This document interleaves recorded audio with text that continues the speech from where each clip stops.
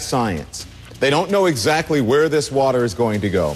Thousands of people are going to be flooded. The governor has said, evacuate, evacuate, evacuate. It is heartbreak in Louisiana right now. This is what they're having to do to relieve pressure on a swollen levee system, a very taxed levee system, and they don't know if that levee system is going to hold even with this.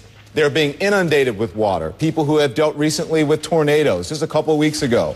And then, of course, Hurricane Katrina and Rita that hit the area and have done so much devastation to Louisiana. You can't take your eyes off these pictures. Imagine if this was happening in your community, this much water, knowing your homes, your farms, your livelihood would be flooded. We're going to get to our players here. We've got Ed Lavandera on the ground. Ed is going to join us in a second. Look at the flooding.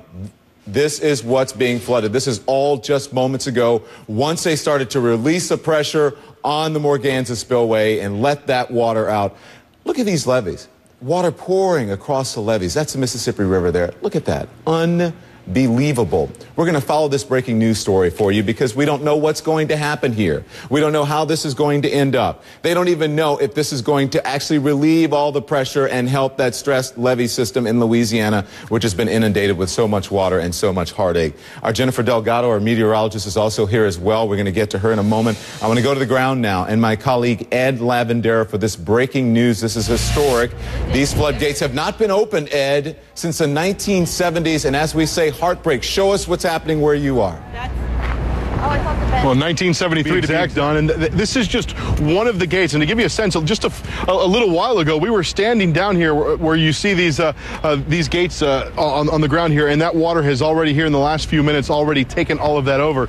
We just had a chance, Don, to walk over on top of the Morganza spillway structure and kind of stand over that gate and get a sense of watching that water. And I'll tell you, this vantage point is impressive, but when you stand over it and see how wide and how powerful the water is rushing through just that one gate, it really is impressive. Now, where we're standing, the water begins the long, slow process of making its way toward the Gulf of Mexico, and with it, a lot of heartache and pain for the many people who live in the communities that will be in the direct path of these floodwaters, towns like Butte, La Rose, Stephenville, and down into Morgan City. So they'll be watching this closely.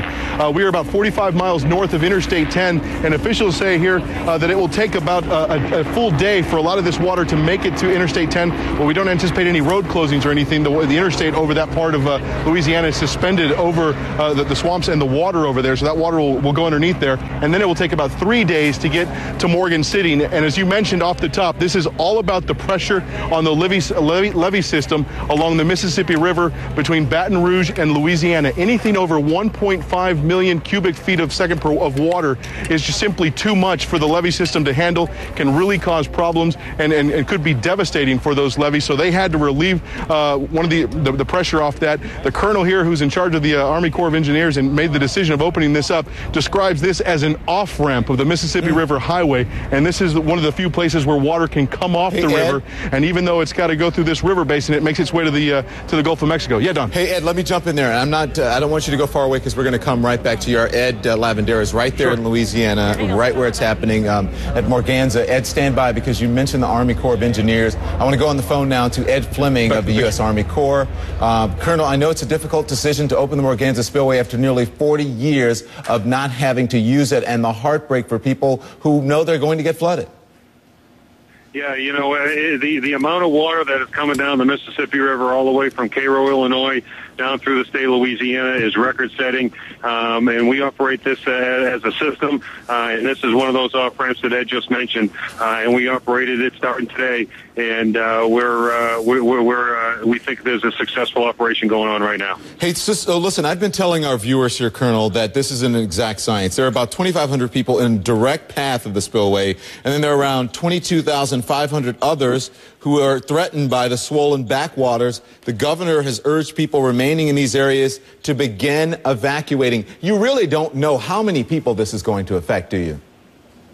Well, we have a sense of how many people will be impacted, but there are some of those folks that you mentioned that live behind the levee, and there are some communities that have ring levees around them, and so they should be okay. We're also undertaking a flood fight with the city of Morgan City and some of the other local levee districts. So we're doing the best we can up here to relieve the pressure on the Mississippi River, but we're also down in Morgan City and Amelia and Berwick flood fighting with HESCOs and sandbags and pumps, doing the best we can to support them. Yeah, and you just saw our Ed Levin